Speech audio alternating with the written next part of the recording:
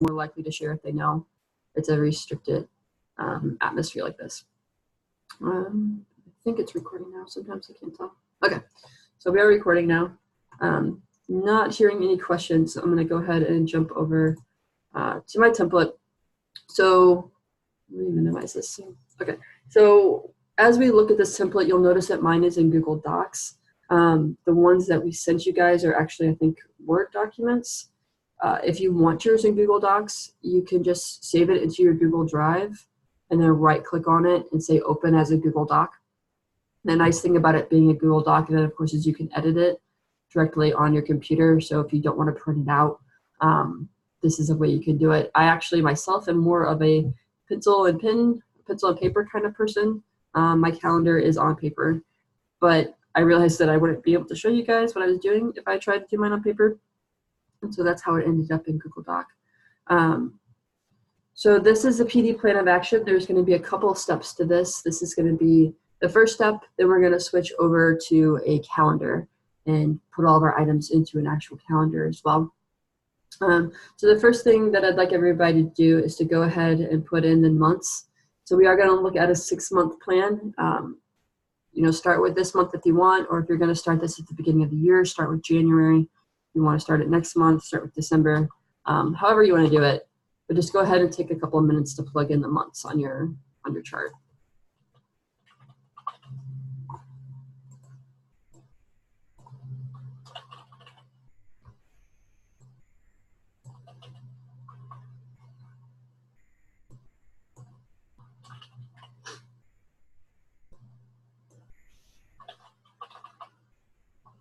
One thing to keep in mind as you're working on this too is it's something that's going to have to be reevaluated from time to time. And I'll talk a little bit more about that as we get over to the calendar. But this is just to kind of get all of your big items out of the way. So before we dive into this worksheet, one of the things I typically encourage people to do is to first write down all their non-PD related tasks. So if you have weddings coming up, there's a bunch of holidays coming up. Thanksgiving's at the end of this month. Christmas is next month. We have New Year's coming up. So a lot of those sorts of things are there. So if you're going to be going on trips or vacations, or you need to spend time going to the store buying gifts for Christmas, you need to spend time putting lights on your house or decorating. You want to make a list of those things so that when we go over to the calendar, we're factoring those in as we're developing our PD plan of action.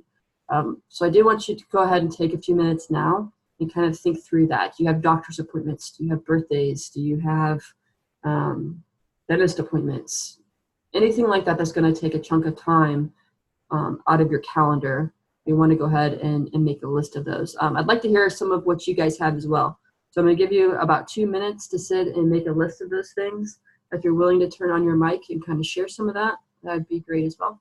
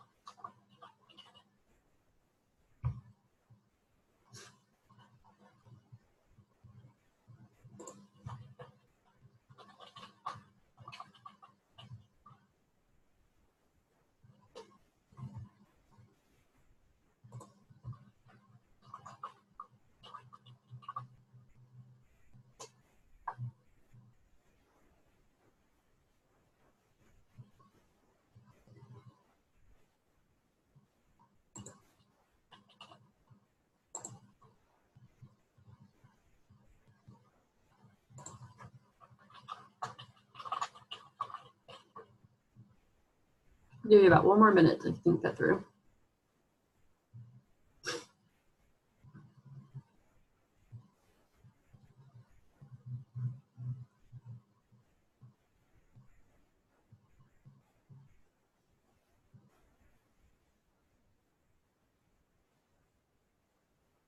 If you have kids, you might want to think about when spring break falls, that kind of thing.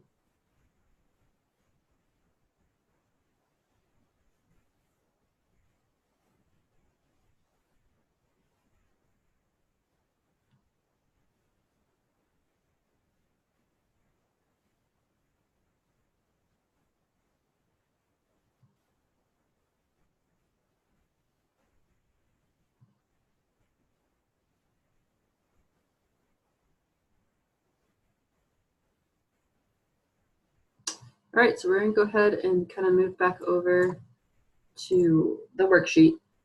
Before we start filling anything in, I'm just going to kind of give a short overview of the different things that are on the worksheet. So you see that there's 5 different columns. The first one is grant communication. So we want to include things like newsletters and thank you cards and prayer updates. If you write blogs, you might put that here. All those sorts of things. And then the next column is special features. So these are things that you're going to need in order to make your written communication successful. So for example, if you're writing a newsletter, you need to think of all the things that go into that. You need to get it checked. You need photos. You need stories or modules. If you're sending out prayer cards when you send out your newsletter, if you send out a mail version, maybe you need postage, that kind of thing. The next column is people and places. So these are your PD trips, meeting with people one-on-one. Maybe you have church presentations, phone calls, family events, training. Okay, you see there's some suggestions right there in the box. And then, of course, the next column is referring back to the people and places. So these are the resources and presentation preparation that you need to do for this. So if you're planning a home meeting, do you need a PowerPoint presentation? Do you need to have your invitation to partnership brochures ordered? Do you need prayer cards? Are you inviting a special speaker to be with you?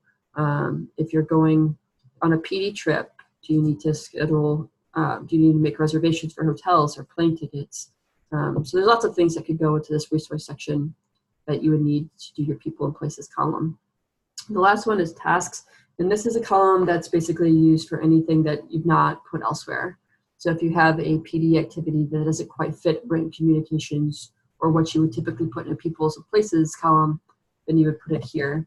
So you'll see some ideas like developing your prayer team, one-on-one meetings, making sure you have an updated budget, ministry budget, things like that.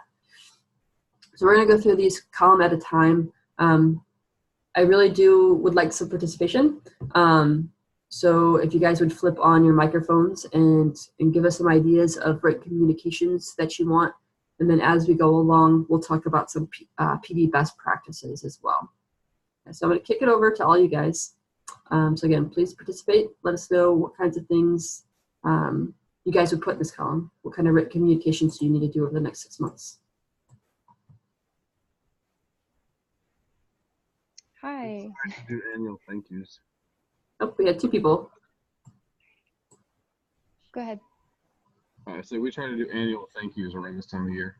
Okay, so your annual thank yous. What does that look like for you? Well, when we were overseas, we found a service that could mail them like not handwritten looking cards. Okay. Now that we're in the States, we try to mail them and write them by hand. Okay. So what other things do you need when you're putting together your thank yous? If you're doing them by hand?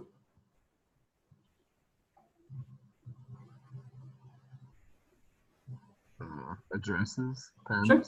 cards, stamps. Yep. A big roll of stamps before the post office raises the stamp price again. Right. Exactly. Okay. And so we're asking for all these little items because these are the things that people typically don't think of when they sit down to do thank yous. Okay, so we're going to do thank you cards. And then I realize I don't have cards and I actually need to go to the store and buy cards, or I need to go to the post office and buy stamps. And now the thank yous that I want to do tomorrow aren't going to get done tomorrow because I don't have any of the things I need to get it done. So that's why we want to have these kinds of lists to start preventing some of that lack of planning from getting things done. Well, I can't get them done, so now I'm going to do it next week. Oh, wait, I need to go to the dentist next week. Now it's 2 months later. I still haven't sent out my thank you cards. Okay. So those are the sorts of things we're looking to prevent. Now, one thing that I would think coaches would encourage is to actually do thank yous more often than once a year. And do that by doing it in a variety of ways, especially if you're in the States, is, maybe you do that handwritten thank you card once a year, but maybe at a different time of year, you make phone calls or you do text messages or you send out a special email or just something like that to kind of keep reminding partners that you're thankful for their gifts, you're thankful for what they're doing, and to sort of reinforce that idea that we have in Wycliffe of partnership being a two-way street. It's not just that they're giving us financial gifts and they hear from us once a year, but we look for ways to minister into their lives. So is there ways that you can reach out and pray for them, or you know something's going on in their world and you just want to give them a phone call and listen and hear about what's going on in their lives without talking about yourself. And so kind of looking at more than one time a year, maybe do it every three months or every 6 months that you reach out and do thank yous. I had a thought that just ran away. Michelle or Nancy, do you guys have anything to contribute to that?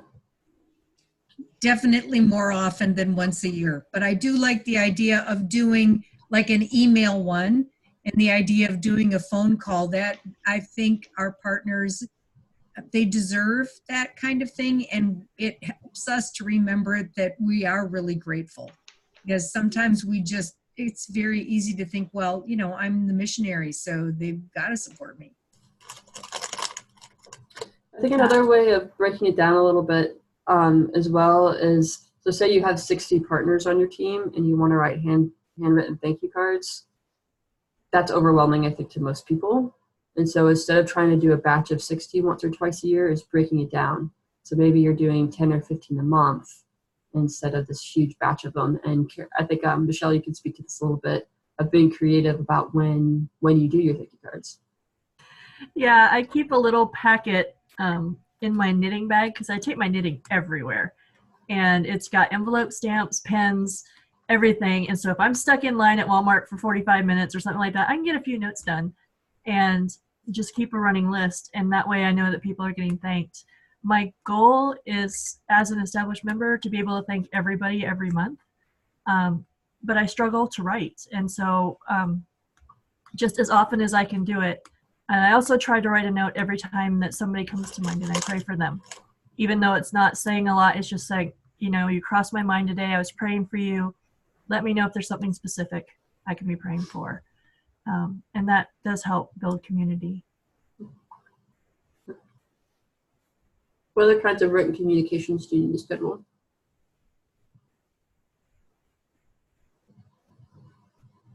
The other thing I wanted to add to that too is I do try to make sure that I blanket everybody around Thanksgiving time, because that's a time when people are kind of aware of when they're being thanked and when they're not. And so it's just a good timing thing. As far as Thanksgiving, we do write notes throughout the year, thank you notes. But then at Thanksgiving, we try to write a printed Thanksgiving letter to our partners. That's different from our monthly update. That's different from our weekly prayer updates. Yeah, that's a good idea. I don't know about where you guys are at, but my local Dollar General has really, really good sacred Thanksgiving cards, and you can usually get 2 for $1. So if you wanted to do custom cards, that's a really, really nice way to do it. And it's fairly inexpensive.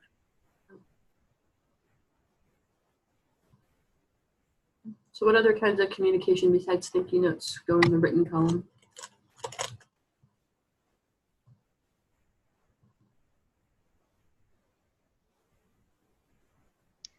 We're trying to brainstorm, I guess, like a special, I think they call it an email blitz or something, for partners. I don't know that that's necessarily written. It's definitely going to be an email for us. But just a special, this time of year, thanks, and just kind of like frequent updates. We're throwing around several different ideas, but yeah, an email blitz. What kinds of things do you need to do that well? Oh, goodness. We need some good photos of our ministry. And definitely some, I think, pre-planned, well-written stories to share. Yeah.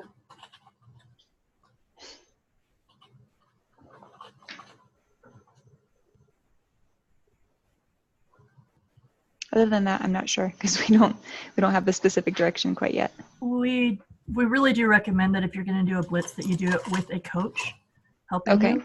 That is really strongly recommended. Okay, that's good to because know. it can We've do a not lot done of one. you can do a lot of damage if it's not done well. Okay, good to know. Can you explain that a little bit more, Michelle? Well, I'm guessing that you're wanting to do it for financial reasons, Rachel. Is that correct? No, we're on the field for 3 years, and we feel not disconnected, but we want to reach out a little bit more emphatically and pointedly to our partners this season. Okay. Yeah. Yeah, no, usually when people are doing email blitzes, it's for financial reasons. They're trying to push to a certain amount, and that's where it can go horribly wrong, especially with IRS requirements. And so, and it's a bridge you don't want to burn. You know, you don't want to lose partners through the process. And so working with the coach allows us to help you craft your message in a way that will be beneficial to both you and to them. Okay. But more frequent communication is good. Mhm. I mean, with technology the way it is now, there is no excuse to be silent, even for a whole month. You know, and at the rate of communication that's going on in the rest of the world, we can feel very silent. One of the things that I've recently heard about is an annual report that goes out to your partners that talks about you have what your budget is, you have what percentage you're at, you have or whatever. It's a very specific thing that shows the graph that's on Unity that shows what's come in and what's not come in, you know, and then it's got the line of what your ministry budget is. And that is actually, there is information in Unity on doing an annual report. So that might be something that would be good to look at. But that is something that I've heard recently, and I thought, oh, that's a really good idea. It means keeping your ministry budget annually updated, but then if it goes up a little bit, it's a whole lot easier to talk about it went up a little bit than 3 years later, it went up a whole lot.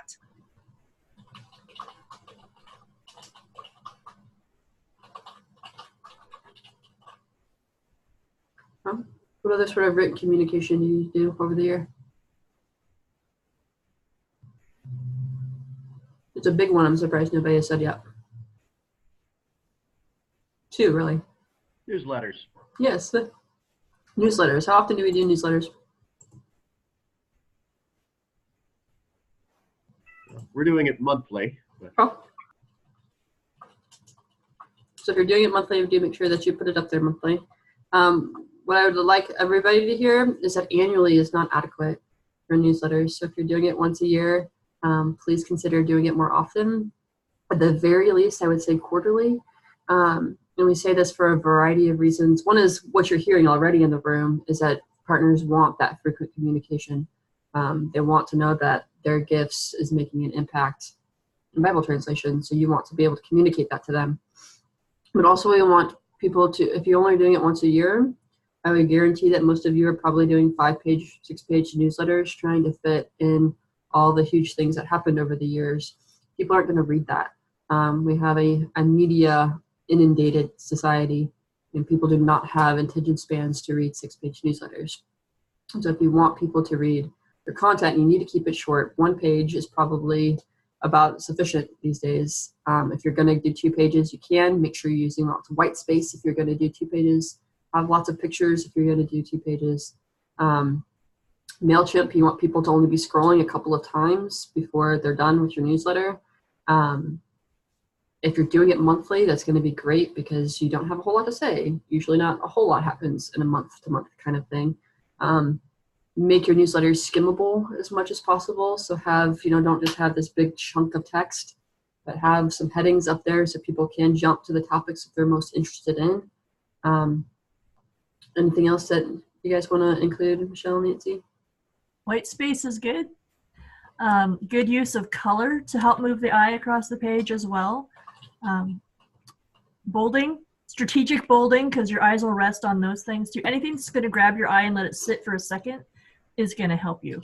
But you don't want to have so many things that the eye doesn't know where to go and it's just bouncing all over the page either. So use things strategically. I used to work for a newspaper where the editor thought that the more important a thing did, the more things you did to it. And so if he thought it was a really important headline, he bolded, italicized, and underlined it, and which basically reduced all of its importance. It had the opposite effect of what he was trying to do. Yeah. But using any one of those would have been effective. So, Stephen or anybody else, what kind of things do you need to have in this column as you're getting your newsletters together that prevents you from sending it out? Is there a good source of photos for people who are doing U.S. work, U.S.-based work? So there's a couple of sites that Wycliffe offers. I don't know if you can grab the links, Michelle. Skip.wycliffe.net is one that has a lot of free photos if you sign up with your Wycliffe email address. It looks like you're shopping for photos, so you actually put them in a cart and check out, but they should all be free as long as you're signed up with your email address. There are photos in Unity. Those are probably more geared towards overseas folks. But then there's also sites out there that do have free images available. So if you type in free photos, I know there's a site called unsplash.com and things like that, where you still need to get credit, but the photos themselves are free. And so you can download pictures pretty easily on a variety of different topics and subjects.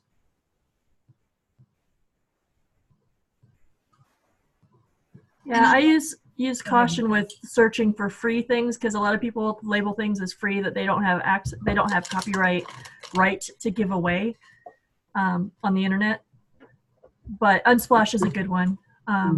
I recommend the Wycliffe site because it's searchable and because it's taken by people who have given Wycliffe the right to use it with accreditation. And oftentimes there's a description, so you actually know what you're showing as well, not just guessing.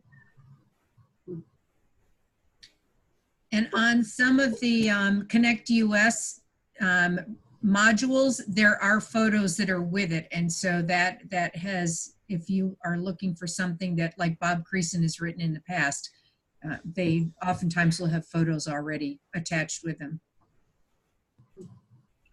So since we're talking PD and newsletters, is there any data on like financial return on MailChimp versus physical mailing a newsletter?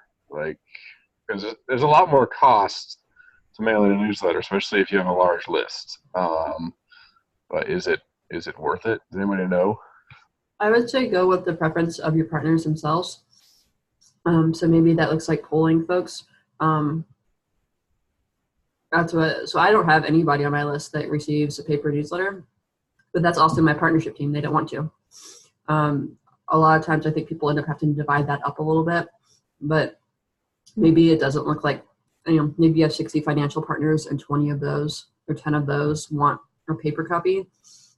I think it is important to figure out which partners those are. That's important too. And then do something handwritten, once or twice a year.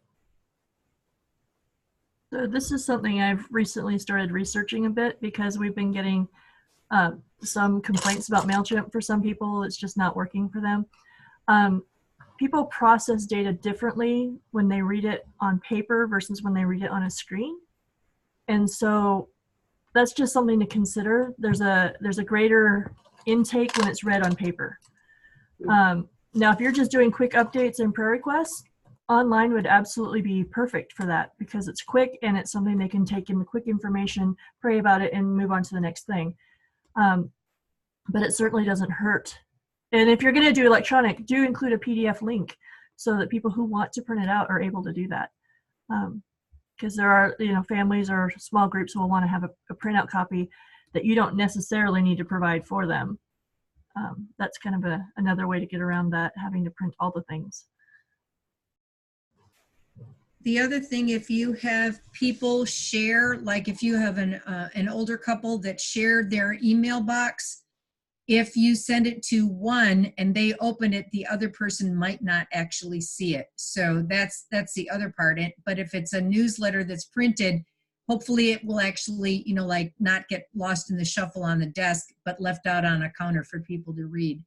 The other thing is we cannot count on newsletters doing our presentation, our invitation to partner as effectively as a nose-to-nose works much better. So just, you asked which one works better to get more partners. Yeah, not as well as meeting with people. Neither one of them. So Yeah, I'll echo that. Actually, statistically, newsletters are the least effective way of getting a new partnership. Almost anything else is better.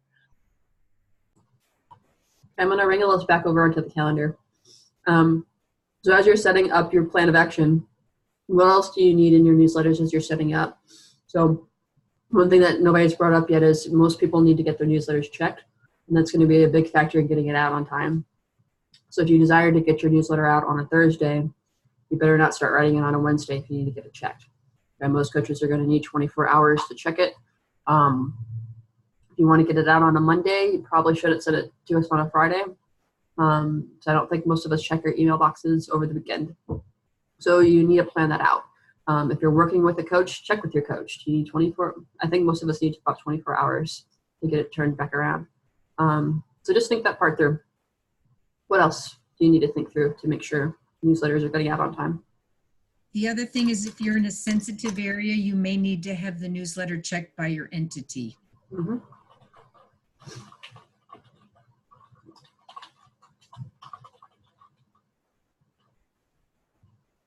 Anything else?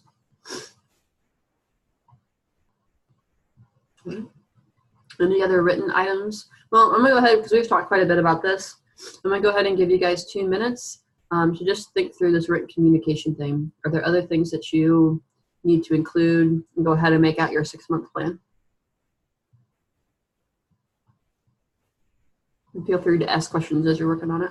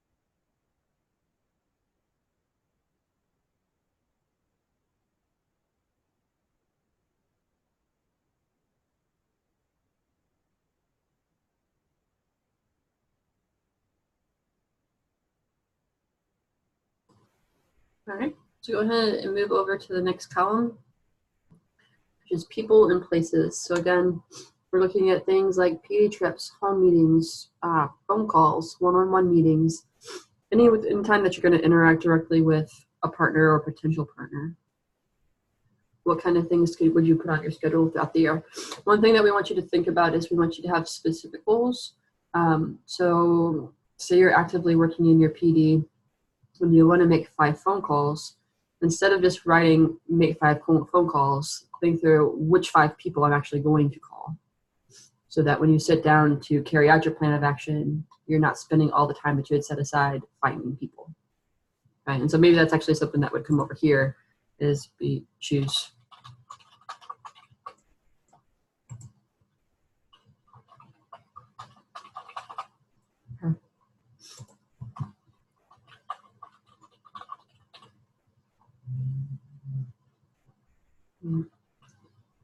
Also, if you're doing 5 phone calls and you are speaking to the millennial generation, consider text messaging them first instead of just calling. And so that might be something that you put on your plan of action. If you want to make 5 phone calls on a Thursday, maybe on Tuesday you need to make some text messages to sort of proverbially knock on the door before you call these people. I'm going to second that, especially as we are heading into election campaigning. A lot of people are not answering their phone unless they know exactly who's calling them. And so what other kind of things go into your calendar?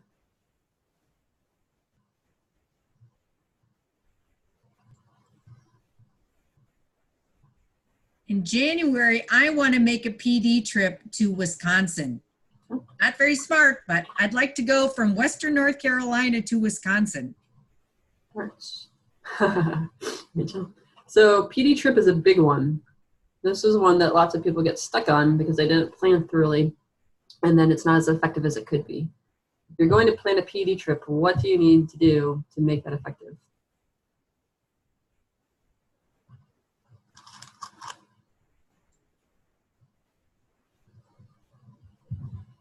The month before, figure out where in Wisconsin I'm going to go. Am I going to Door County? Am I going to Madison? Am I going to Milwaukee? Where am I going? As someone who's just been on furlough recently, I would also schedule in where are you going to rest or stay after visiting people for your own personal sanity. Well, and even during, can you plan, especially for introverts, can you plan a half a day or a day where you can just recharge?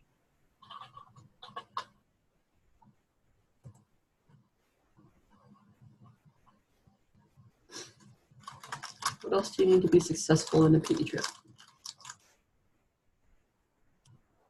Schedule churches that you're going to visit. Mm-hmm.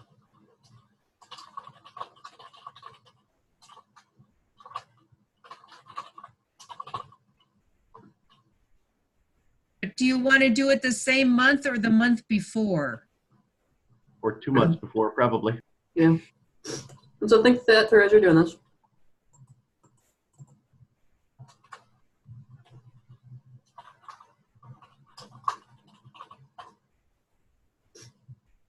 And probably contacting individuals as well. Mm-hmm. Am I going to drive or am I going to fly? If I'm going to fly, I need to buy plane tickets. If I'm going to drive, I better get my car serviced and make sure that I have snow tires for Wisconsin in January. I can't spell maintenance. Yes, I can. Sorry.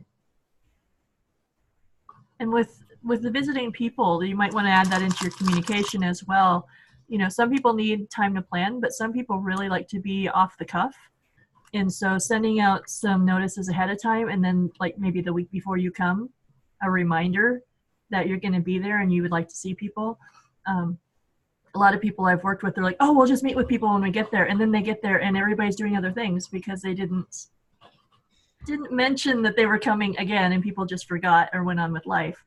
And that time ended up being wasted.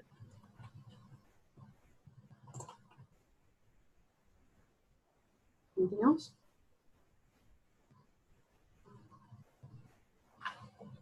I would also think through like paper items you need. Do you need ITP brochures before you go? Do you need prayer cards? Do you need contact sheets to collect information at the churches you're going to? Do you need a portfolio because you're visiting a church and they need a full portfolio? Do you need is your ministry budget up to date? All those things probably need to be checked over. If you're looking at a at new PD kit. Yeah. Get a new PD kit from the village shop. It might be an opportunity to reach out to a PD coach as well. If you're looking at your PD trip and you don't know what you need to do to plan it, consider inviting one of us to kind of come alongside you and help you think through. All right, so we have calling people, we have PD trips. What other kinds of things would you plan?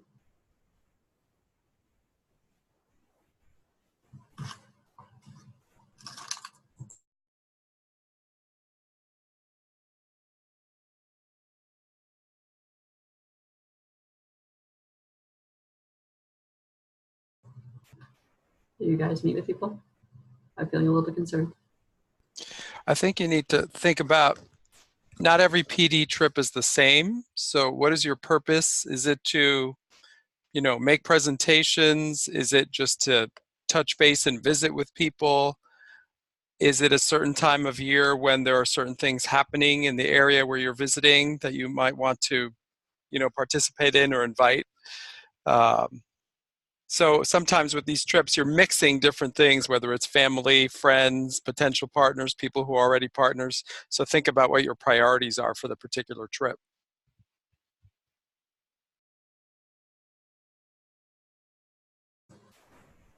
Okay, so what about things like home meetings, one-on-one meetings? So phone calls and getting together with somebody is not the same thing. So maybe you're making a phone call to pray for somebody. You're making a phone call just to touch base. That's different than I'm text messaging or I'm Facebook messaging or I'm whatevering to try to get appointments with people. Okay, so again, if you're active in PD, you want to be setting appointments. And different people do different things with appointments. Some people have presentations they show in their one-on-one appointments. Some people don't. It's always good to have some sort of response mechanism when you do that. So just thinking through all the things that need to come with you as you're setting up your appointments. Jaime, tell about the church dinner thing that you guys did. Yeah, so one thing we did at several churches was like banquets. So we've worked in Peru for many years, so we had a particular menu that we had done several times. So we were kind of getting, we had a routine for it. So we would engage with with the pastor and then certain people in the church who would help us in the kitchen, get the meal prepared, think about how to set up for the dining, the kind of presentation we would give. So we did that a few times and with pretty good results. People were pretty engaged. They enjoyed the food. And it was a good opportunity to, rub shoulders with people, interact with them in a very personal way. If you're going to do something like a home meeting and it's through an advocate, somebody's advocating on your behalf, they're going to invite people from their primary network that you don't necessarily know. I encourage people to make sure that an advocate knows how to do that well. And what I mean by that is, I like to use this story. I had a couple from my home church who wanted to set up a home meeting for me. Very popular in the church. They're in leadership. They go to all the activities, very well connected. But the way they invite it was to shoot out a Facebook invite to everybody on their friends list. And so they send out 600 invites and nobody came. That kind of invitation doesn't work. And so you may need to coach your advocates on how to invite people well. You need to choose 5 or 6 families and make phone calls or send out letters or text messages and engage them on a personal level, why it's important for that person to come to a meeting. I know if I saw 600 invites go out, I'm instantly not going because I'm an introvert and have no interest in that. And so just kind of helping people think through, what does it actually mean to host a home meeting and to do that well? And think through food. Is your advocate planning to have food? Do you need to bring food with you? Are you going to have access to the technology that you need when you go into a home meeting? Are you going to be able to use their TV, or do you need to use your laptop if you have a presentation? What's the seating look like? Are people going to be able to see things fairly easily? Are you going to set up any kind of table display so that people can pick up brochures or your ITP? So there's different things like that. And then also thinking through with your advocate, are they going to introduce you, or do they want no part in talking? Are they willing to give, the invite to financial partnership, or do you need to give the invite to financial partnership? Are they comfortable doing that, or is that going to be really awkward and strange, even though they're willing to do it? And so just kind of thinking through that well with those advocates is something that you would want to put on your schedule. So say you want to have a home meeting at the end of February, probably end of January, beginning of February, you need to be working through logistics because invitations need to go out. You need to make sure your host is comfortable. There's lots of things that need to go into that. So those are the kinds of things that we want on this are, I want to do this. I need to make sure I do all this first. Okay. So we're going to give you a couple of minutes to look at these 2 columns and fill them out for the next 6 months. Okay. So if you have questions, feel free to let us know. Otherwise, go ahead and work on it.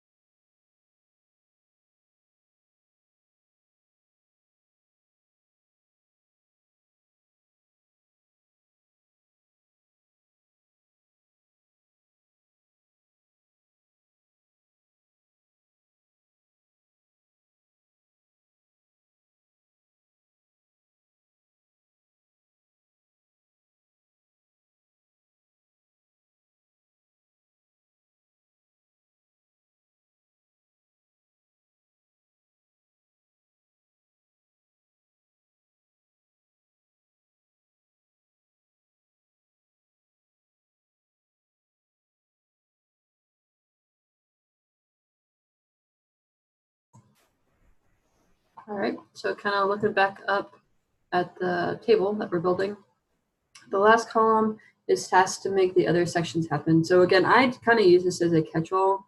So just if there are things that you haven't placed in the other columns that you feel are necessary to PD, this is a place you might put them. So, you know, people have put things like getting a photo taken. I know my last invitation to partnership brochure, my hair was about this long. Clearly don't look like that anymore. So I would have to get new photos taken before I could even order ITP, and things like that. So anything like that that you guys can think of. I like to put developing your prayer team in here. I'm kind of a big advocate for having strategic prayer teams and not just kind of crossing your fingers and hoping those who are on your newsletter list are doing it already. So if you've not built something strategic in the area of prayer, that's might be something that you consider working on this year. Is how do I develop that better?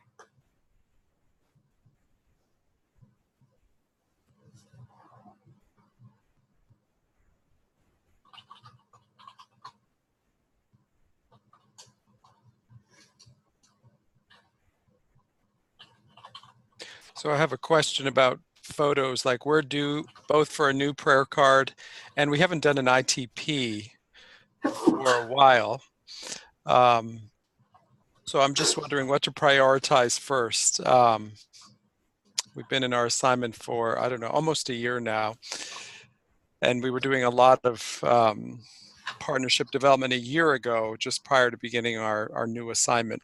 So I wasn't so sure about, you know, doing an ITP right now, but our prayer card definitely needs an update. So just some ideas. Michelle or Nancy, you guys got any thoughts about that?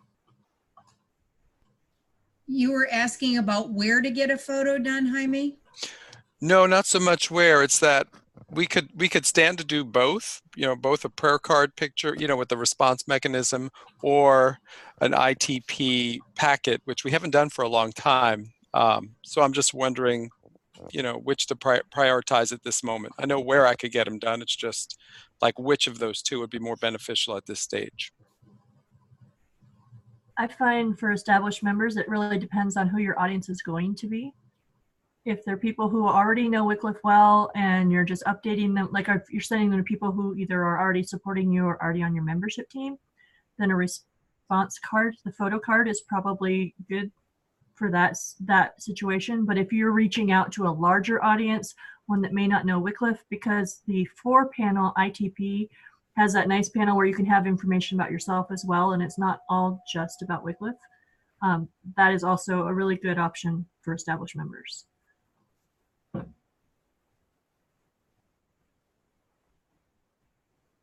The response prayer card does have a good thing that you can actually have people slip into their Bibles or put on the refrigerator, whereas the ITP is a little bit more, it's a little bit larger. Doesn't sit on a refrigerator quite as easily.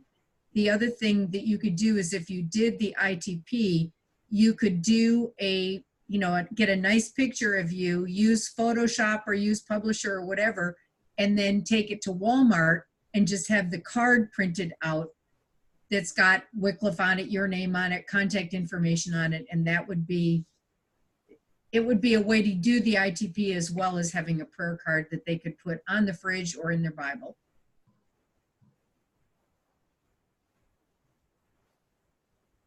Another option a lot of my people will do is if they're doing an ITP, they will also do magnets with their photos rather than doing something that's going to also be loose.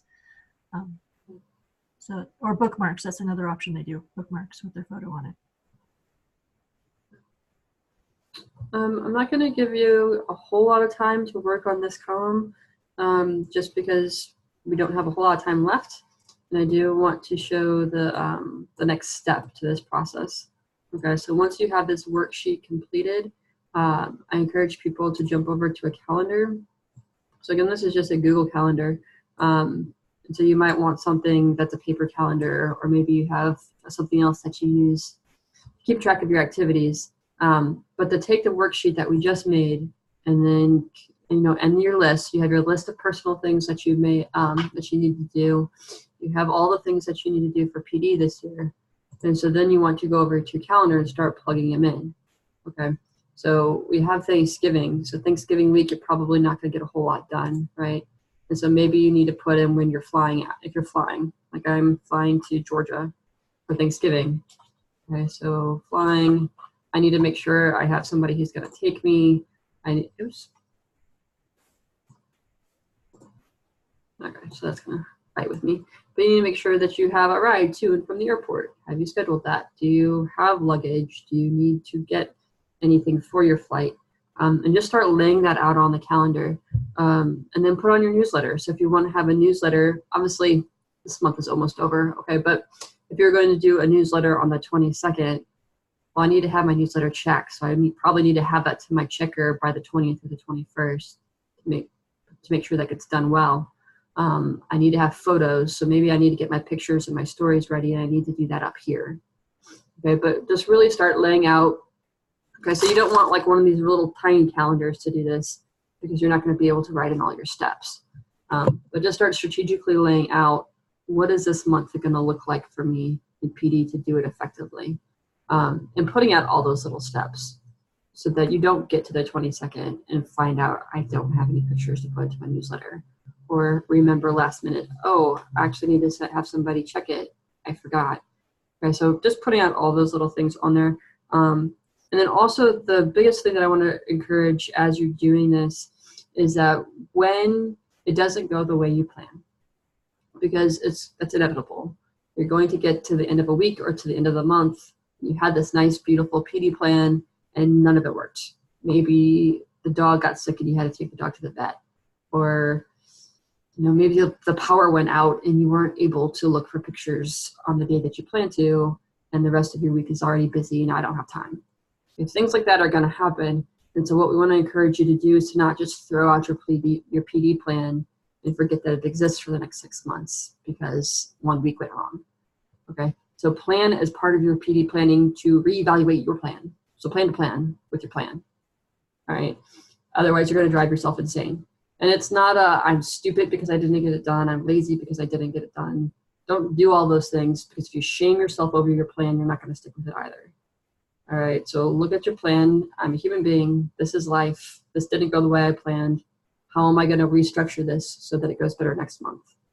Okay, so maybe next month's going to be a little bit busier because I didn't get everything done I needed to this month. And that's okay, because that's how life works. But don't give up on your calendar and your plan just because things went sideways a little bit 1 week. It's one of the biggest pitfalls I think that we see with PD plans of actions is it didn't go well, and so I'm just going to throw my hands up and not do it at all.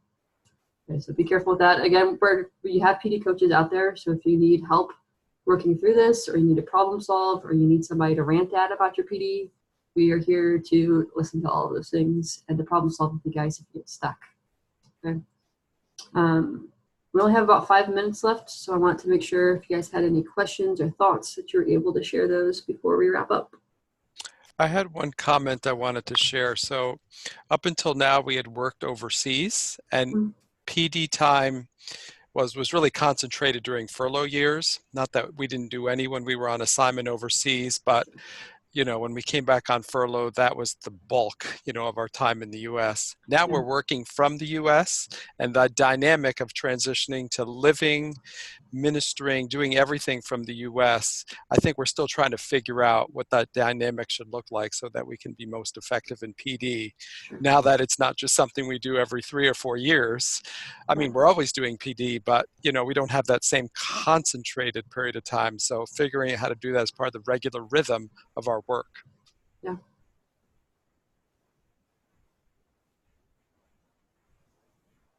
Michelle, it looks like you might have something to include.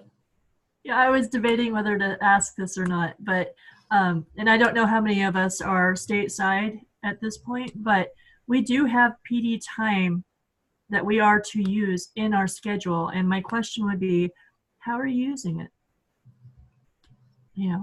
And if it's not enough, that's where you can talk to your supervisor and actually get more time if you find that you need it. If you're not able to get all of your tasks done, if you're in a time where you really need to focus on actual fundraising, talk to your supervisor about it. They want to help you because they don't want to lose you.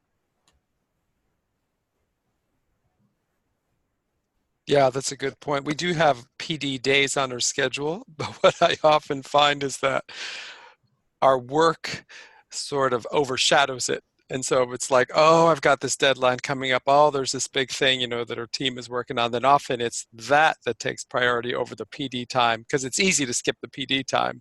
But over time, it does make a difference as far as, you know, how well we're communicating with people.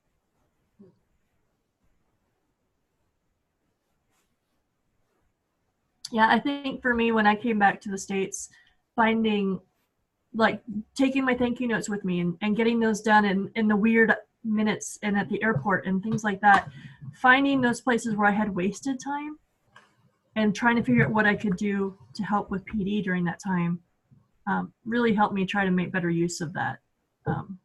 Because I do struggle with PD. Now I'm a coach and I struggle with PD. It's not, for me to actually do it is difficult. I'm an introvert. I like computers, not people. But you know, this is what we're called to do. It's part of our ministry, and it's part of us being the advocate for the people that we're trying to reach. And remembering that perspective, and we're not out just asking for money. We are representing people who need God's word, and remembering the bigger picture helps make these tasks a lot easier to do.